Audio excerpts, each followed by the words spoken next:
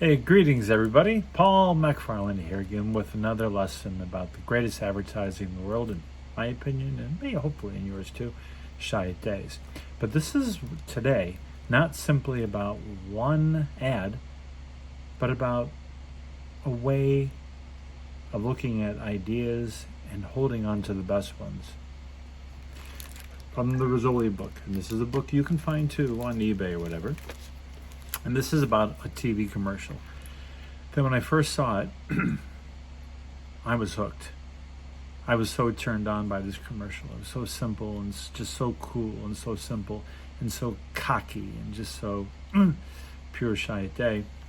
But the story inside it is actually even better. It's this one.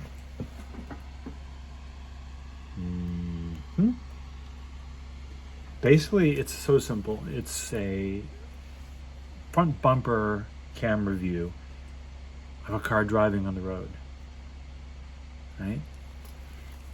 And the music is like, I'll try to post a link to it. It's out there. It's just so. The music goes, and you see kind of a, maybe in the mountains, trees and a black twisty road. It's wet, of course. Oh, and by the way, you know why in all movies, night scenes, especially the streets in cities, are wet? They wet it down. Two reasons. One, the reflections make it beautiful. And two, any imperfections, cracks, whatever, junk in the road is mostly hidden. That's why they do it. But wet roads are sexy for some reason. I don't even need to read it. Imagine you were a car. What would you be? You'd be a sports car. And the camera lowers.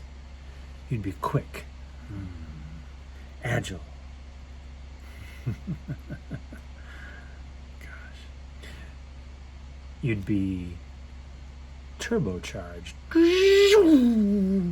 And of course, and you cut as it starts to spin around, you cut perfectly to the match shot, looking at the car away, and it stops perfectly, front end toward you. And of course, you'd be a Porsche.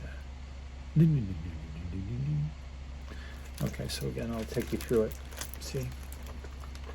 Imagine your car. What would you be? And it lowers down, and it goes faster and faster, and spins around.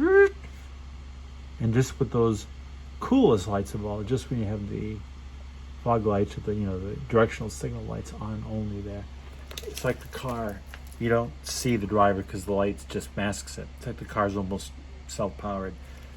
And those little lights are like alien awareness lights. And then going simply to the logo, just the badge. Light shimmering on like it's almost on sheet metal.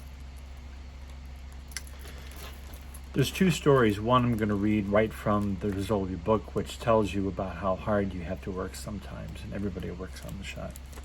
Okay? Remember the spot. The area we wanted to shoot in still had snow on the ground, so we had to go down to a lower level where the snow had pretty much melted, but it was still very cold. The director wanted to hose down the road to make it look good, see, wet streets. But as soon as we did that, the road turned to ice. We were driving in a van with a special rig on it to get the low point of view, and it started swerving all over the road. It wouldn't drive at a decent clip. Great, the idea can't happen. It's not working.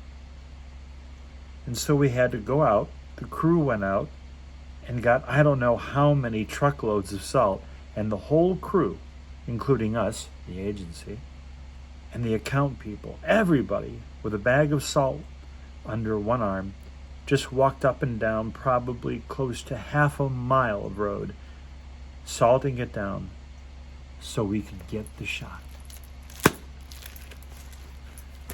Imagine you were a car. What would you be? You'd be a sports car. You'd be quick, agile. You'd be turbocharged. And of course, you'd be a Porsche. do. Now, let me tell you a story that's not in here, one that I know. This point of view shot of the car was presented as the recommended idea to Porsche in the beginning when Chiat got the account. They had another spot, completely different, but they really wanted to sell this one. This was really sexy. And at the time, the client, sort of, who he dealt with day to day, client Victor, said something pretty interesting. He said, well, of course it's exciting being rocked around, but you could be anyone's badge at the end. Wow. It could be anybody's. Yeah, true. Any car that sort of is a sports car could do that same thing. They were very disappointed because they thought this was just like the coolest, simplest car idea in history. If you were the writer of it, the art director, the creative director, you were just so happy to sell it. But the client, perfectly in this dramatic way, the client who married the writer at the agency.